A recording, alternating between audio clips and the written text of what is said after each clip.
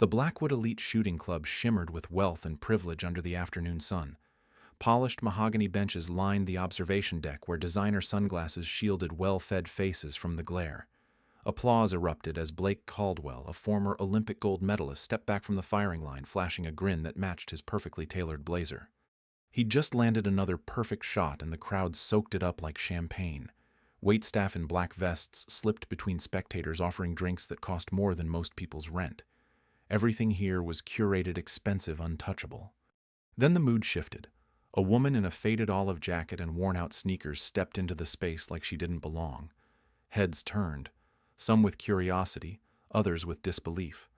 Her hair was pulled into a loose knot. No jewelry, just calm eyes that scanned the room like she'd already done this before. Blake's smirk widened, but not from respect. Whispers floated through the crowd, soft and sharp. Someone asked if she was lost. Another muttered about dress codes and how someone must have left the gate open. Emily Harper didn't respond. She walked past the luxury like it didn't impress her, stopped near the far end of the range. Her hands were steady, her presence quiet but deliberate, like she had nothing to prove and yet everything to deliver. One of the staff offered a nervous laugh. Blake leaned over and said something too soft to hear, but it made 3 people chuckle uncomfortably. Emily didn't blink. She just adjusted the strap on her plain bag and looked out at the targets. No one saw it yet, but the balance of the room had shifted. Beneath the linen and leather, something far stronger had entered, something no one expected. Emily Harper lived in a small, rented house on the edge of a quiet town where no one asked too many questions. At 36, she worked as a full-time accountant at a local trucking company, the kind of job that never made headlines but kept the lights on. She had no children, no social media, and rarely went out except for groceries or early morning runs when the world was still soft and quiet. Her neighbors didn't know much about her, only that she was polite, always paid rent on time, and kept to herself. She drove an old Subaru with fading paint and a cracked side mirror she never bothered fixing. Her clothes were plain, often layered for warmth more than style, and her hands had the kind of steadiness that came from doing things slowly on her own for a long time. 3 years earlier, Emily had buried her husband in Arlington, though most people only knew he died overseas. Nathan Harper had been more than a soldier. He was a Navy SEAL, a sniper, with missions that never made the news and stories he couldn't tell. To Emily, he was just Nate, the man who made perfect scrambled eggs and once taped silly notes to the bathroom mirror when he left for deployments. Nathan taught her how to shoot on their first anniversary out on a private range in Virginia. He said it was about muscle memory and trust, but mostly he wanted her to feel protected when he wasn't around. She never expected to pick up those skills again after he died. The thought alone used to make her hands shake. The details of Nathan's final mission were sealed. Emily got the kind of phone call no one forgets, followed by a folded flag and a list of benefits that felt colder than grief deserved. She stopped answering calls from friends after a while. Their voices, no matter how kind, always reminded her of something that was missing. What people didn't see was the promise she made the day she got that call. One sentence whispered through tears to keep something of him alive. To remember not by mourning, but by doing. Emily packed away his uniforms, his medals, and the faded duffel bag that still smelled like pine soap.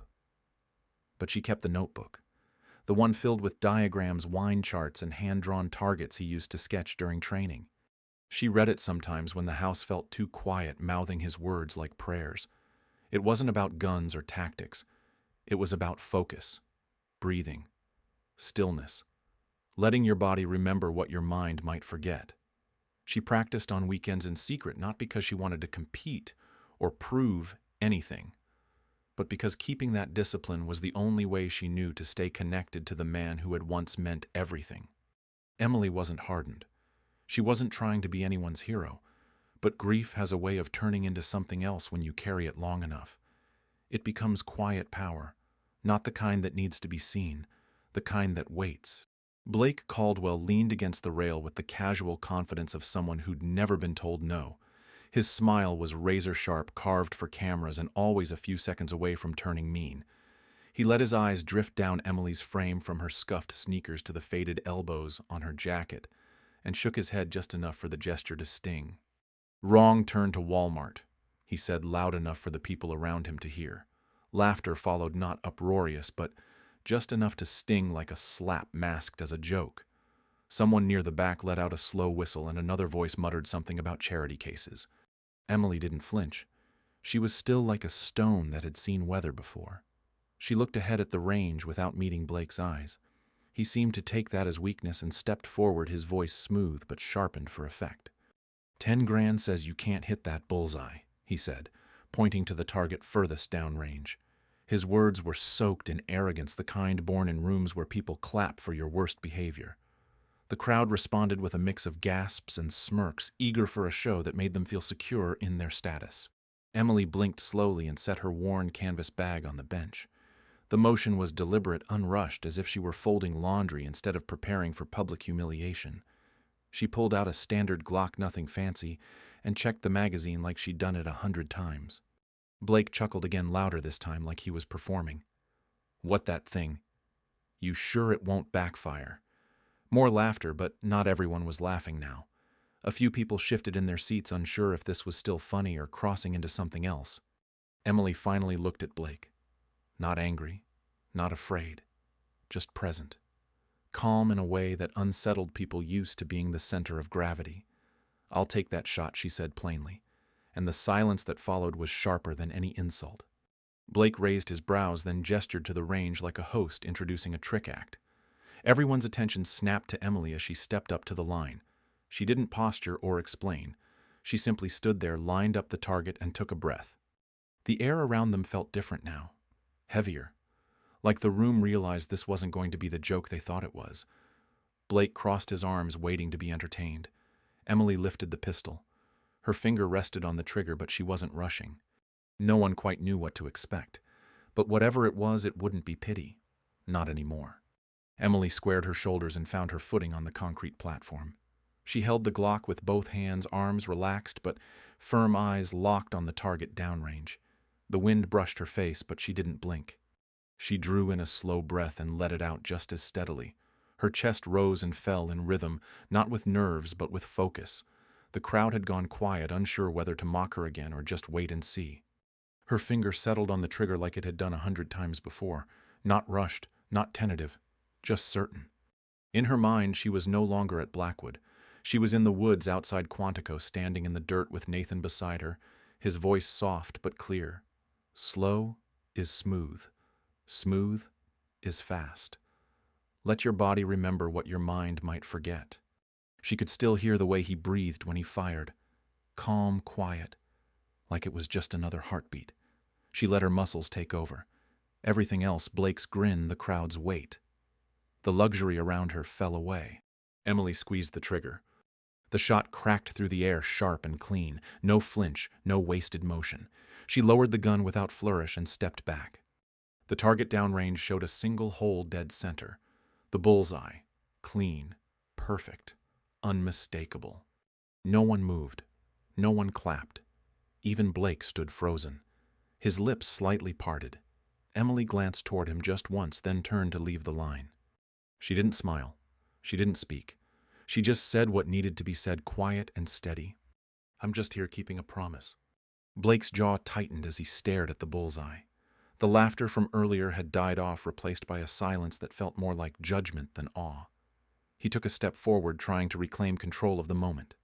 He raised his voice just enough for everyone to hear. "One shot's a fluke," he said. "Let's see 3 at 75 yards. $50,000 says you can't do it." His tone carried the same arrogance, but now it was laced with frustration. Emily didn't blink. She simply looked at the range, then back at him as if measuring more than distance. She nodded once and said he had a deal, but only if the winnings went to the Veterans Unity Fund. Her voice was calm, clear, like she was stating a fact instead of accepting a dare. That caught some off guard. A few people murmured. Someone near the back whispered something about honor, and another said she had guts. Blake looked around, suddenly aware that the crowd was no longer laughing with him. "Fine," he said, and waved to the range manager to reset the targets. The air shifted. Phones came out to record. People leaned forward in their seats, not for entertainment now, but to witness something they didn't fully understand. Emily walked to the table and carefully checked her pistol again. No rush, no show, just precision. She adjusted the sight and looked through it like she was checking the wind with her skin. Blake rolled his shoulders and cracked his neck. He was trying to appear relaxed, but the bravado was slipping. The line between confidence and desperation had started to blur. Spectators whispered about who she might be. Someone said she shot like a Marine. Another guessed she was ex-CIA. But Emily wasn't playing to the crowd. She stood behind the line and closed her eyes for a second, breathing in steady rhythm. This wasn't about proving a point. It wasn't revenge or pride. It was something deeper. A promise made in silence. A name she carried like armor. Blake paced behind her, his boots clicking on the concrete louder now than before. But Emily didn't look back. She was already somewhere else. Focused. Still. The kind of quiet that unsettles people used to noise. The range manager gave the signal. Emily opened her eyes. Everything else fell away. Emily steadied herself, feet shoulder-width apart, arms set with quiet certainty. Her breath moved in and out like waves, calm and deliberate. The crowd leaned in as the first shot rang out clean and sharp, the sound slicing through the tension. A tiny mark appeared in the dead center of the distant target. No reaction from Emily. She simply adjusted, reset, and fired again. The second bullseye landed like a punctuation mark, unmistakable and exact. By the third shot, no one breathed. Even Blake's bravado had drained from his face. The final bullet hit the center without drift, not a millimeter off. It was surgical, perfect in a way that couldn't be luck. A murmur rolled through the crowd. Someone whispered she had sniper hands. Another mentioned her stance, how it looked military. Words like trained, tactical, and elite started moving between rows. Blake stepped back, blinking like he'd just come out of a spotlight. His jaw clenched, but his eyes kept returning to the targets. He looked around as if someone might explain what he had just seen. One of the older men in the crowd leaned toward a friend and muttered something low. The friend nodded. Then the name dropped almost reverently. Ghost. Nathan Harper. Recognition flickered in a few faces. Stories from the Navy. The sniper who once made a confirmed shot at over a mile in the Hindu Kush. The man whose missions never made the news but who every SEAL still talked about. Blake's gaze snapped to Emily, and something shifted behind his eyes. He wasn't looking at a random woman anymore. He was staring at a legacy, at someone who carried more than skill, someone who'd been shaped by a ghost whose shadow reached deeper than medals and records. Emily didn't react to the whispers. She lowered her gun, holstered it gently, and stepped aside like it was just another practice run. Her face was calm, not smug, not proud, just still. That was when it sank in. She hadn't come to win. She had come to remember, to honor something that had lived, fought, and died in silence. And for the first time, even Blake felt it. The weight of something he couldn't mock. The chill of realizing he wasn't the most dangerous person in the room. The next morning, Emily pulled Nathan's old notebook from the cedar chest at the foot of her bed. The cover was worn and cracked at the edges, and his handwriting inside was neat, but firm. Each page held more than diagrams and data. It held fragments of him, the way he saw the world, the way he taught her to see it too. She drove out past the town limits to a private range tucked behind a quarry. The space was quiet, scattered with rusting metal targets and dusty trails. She set the notebook on the tailgate of her car and flipped to the section labeled Recenter. A week later, someone else showed up at the range. His name was Troy Ellis, a retired SEAL who had served with Nathan more times than he could count. His handshake was strong, but it was his eyes that said the most. He didn't come to test her. He came because Nathan had asked him to in a letter Emily didn't know existed until it arrived 2 days before. Troy didn't speak much during practice. He watched her grip, her footwork, her breathing. He offered corrections in the same steady tone Nathan used, letting her find her rhythm without pushing. It was less about performance and more about presence. They trained every other day, early mornings before the sun burned too hot while the mist still clung to the grass. Emily shot from kneeling, prone, crouch, rapid fire, low light. Each drill carved a little more space in her heart where grief used to live. Sometimes she read out loud from Nathan's notes while cleaning her gear. Troy would listen quietly, then add his own stories, small details about missions they shared. It didn't feel like training anymore. It felt like building something from the pieces left behind. Emily's hands grew steadier, her stance more fluid. Her reactions sharpened. But what changed most was her face. It wasn't softer or harder. It was clearer, like she'd remembered who she was supposed to be before the world turned upside down. They practiced until her shirt clung with sweat, and the sun dipped low behind the hills. She'd pack up slowly, wiping down each piece of gear like it was sacred. Troy never rushed her. He understood what she was doing. It wasn't just about being ready. It was about keeping a promise she made the night.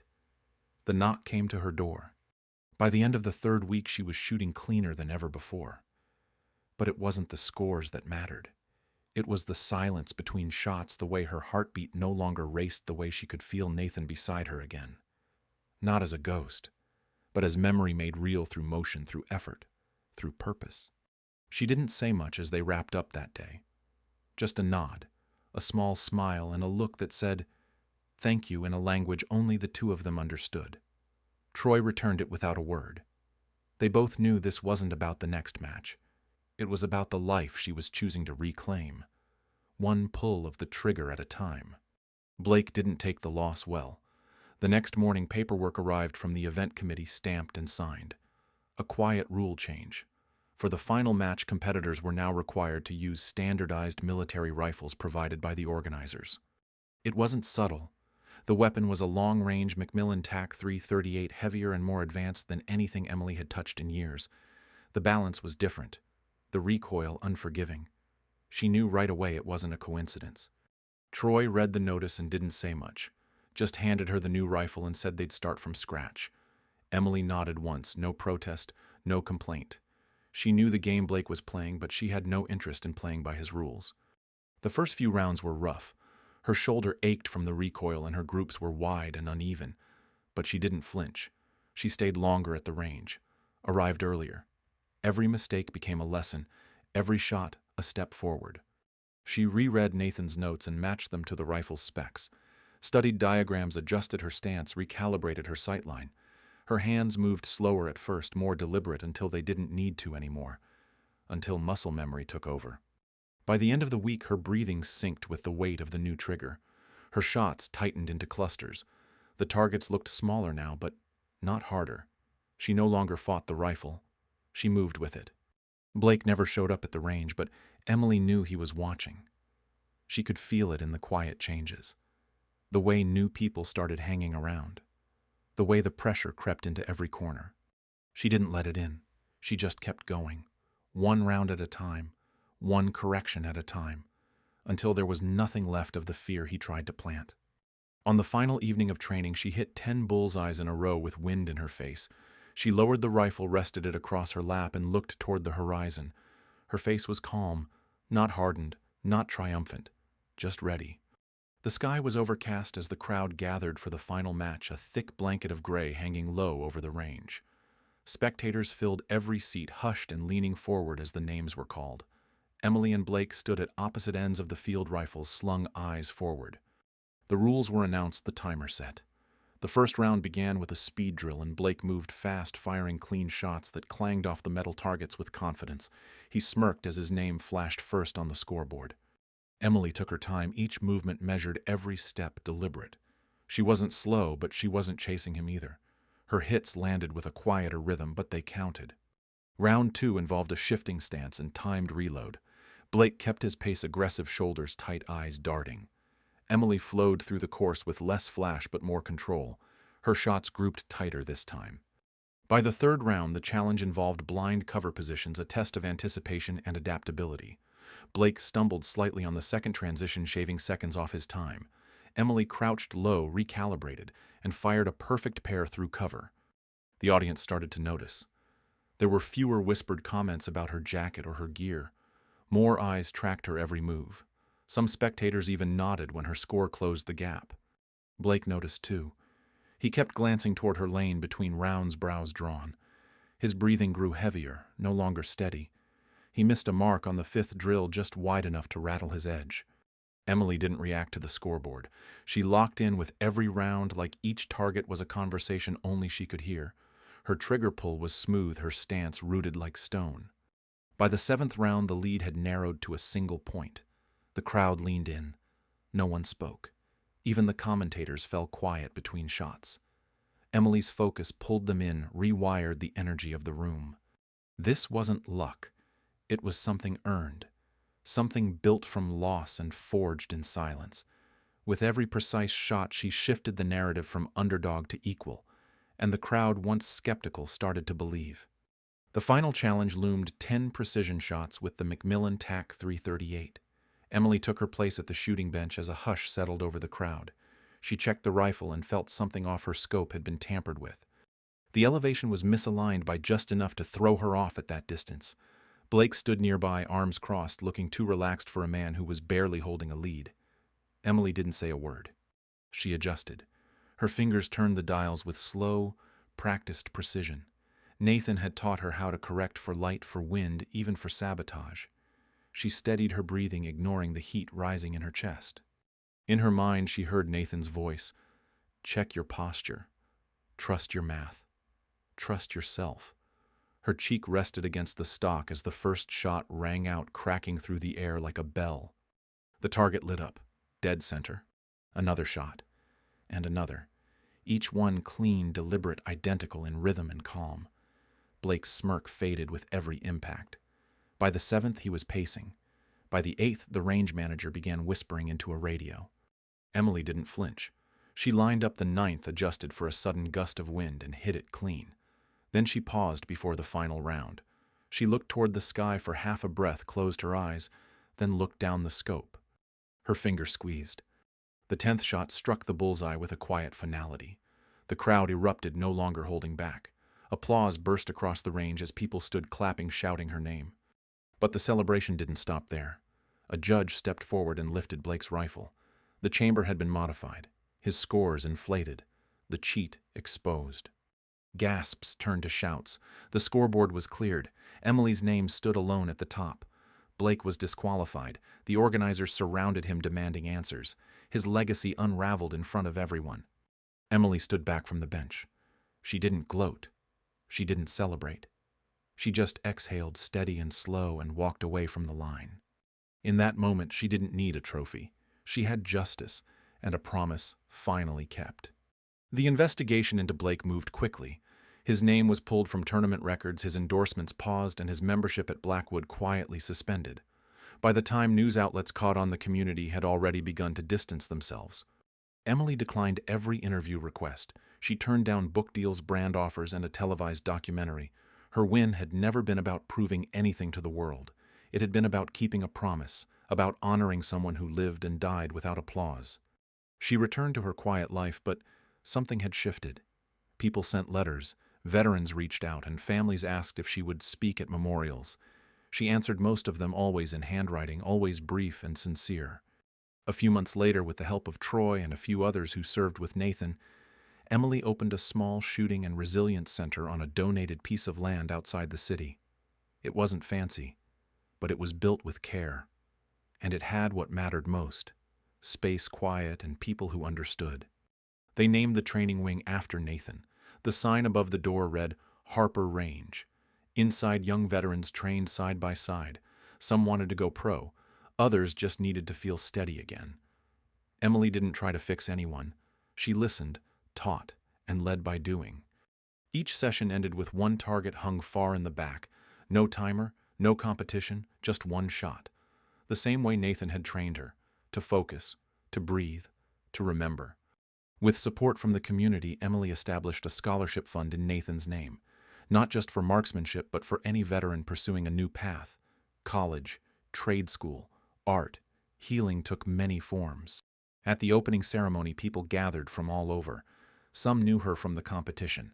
Others had never met her, only heard her story. She didn't prepare a long speech, just stood at the front, hands, folded, eyes steady. She spoke plainly, like she always had. Told them how loss doesn't shrink with time, but how it can shape something good if you let it.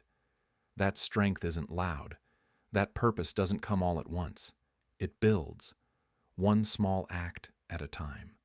She paused before the last line, looking toward the target in the distance. Sometimes the steadiest hands belong to those who have endured the greatest shaking. The crowd rose in silence. Some clapped. Some just stood, holding something deeper than words. Emily stepped down from the podium and returned to the range. She picked up a rifle, took her place, and aimed at the lone target. One breath, one shot, and the sound echoed across the field like a memory, steady and true.